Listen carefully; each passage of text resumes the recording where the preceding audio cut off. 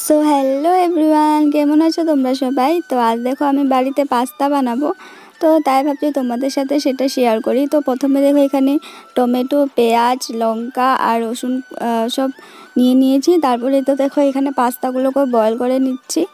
Boil করা হয়ে যাওয়ার পর দেখো এখানে ছেঁকে নিয়েছি ভালো করে। একটু জল জল থাকলে তো ভালো হয় না, তো এখানে ভালো করে ছেঁকে নেওয়ার পরে রেখে দিয়েছি সাইডে।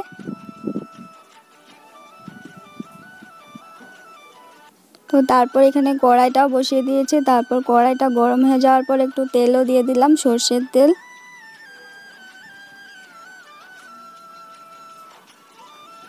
তারপর তেলটা গরম হয়ে যাওয়ার পর এখানে লঙ্কা কুচি, পেঁয়াজ আর রসুন কুচিটাও দিয়ে দিলাম এখানে। তো তারপর ভালো করে নেড়ে চেড়ে নিলাম। তারপর এগুলো ভাজা ভাজা হয়ে যাওয়ার পর দেখো এখানে হলুদের গুঁড়ো, লবণ দিয়ে দিলাম।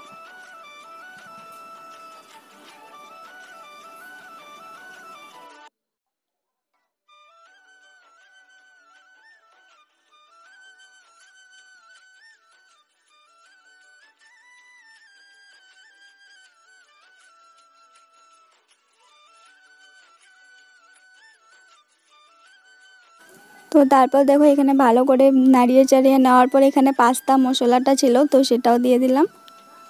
তো পাস্তা মশলাটা দিলে মানে অনেক টেস্টি হয় খেতে। তারপর নাড়িয়ে চাড়িয়ে একটু দেখো হয়ে যাওয়ার পরে এখানে টমেটো পেস্টটাও দিয়ে দিলাম।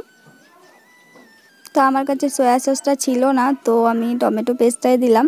তোমরা চাইলে সয়া সস, চিলি সসও দিতে পারো, অনেক টেস্টি হবে তখন। তো তারপর এই তো দেখো হয়ে গেছে, এখন মশলাটা রেডি। তো তারপর এর উপরে পাস্তাগুলো দিয়ে দিলাম। তো পাস্তাগুলো ঢেলে দেওয়ার পর এখানে দেখো ভালো করে নাড়িয়ে চাড়িয়ে নিচ্ছি।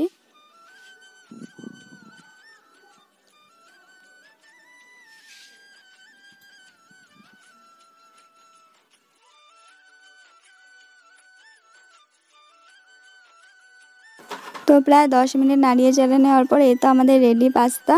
তো আজকের ভিডিওটি আমি এখানে শেষ করছি। ভালো লাগলে লাইক, কমেন্ট, সাবস্ক্রাইব করে দিও। বাই।